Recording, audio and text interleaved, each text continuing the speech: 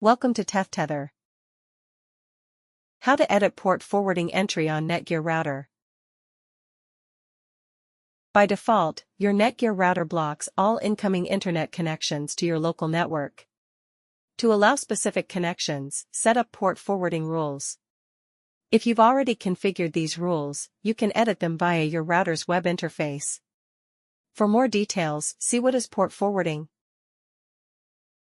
Step 1. Launch a web browser from a device that is connected to your router's network. Step 2. Enter www.routerlogin.net. A login window displays.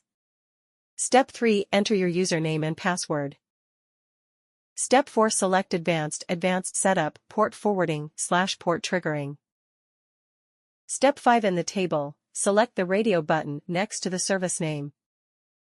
Step 6. Click the Edit Service button.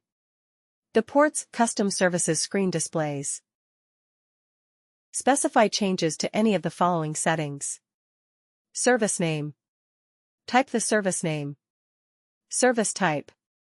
If you are unsure, select TCP/UDP. External starting port. If the application uses a single port, enter the same port number in the external ending port field. If the application uses a range of ports, enter the ending port number of the range in the external ending port field. For the internal ports, leave the Use the same port range for internal port checkbox selected. Internal IP address. Type the IP address in the internal IP address field, or select the radio button for an attached device listed in the table. Step 8. Click the Apply button. Your changes are saved.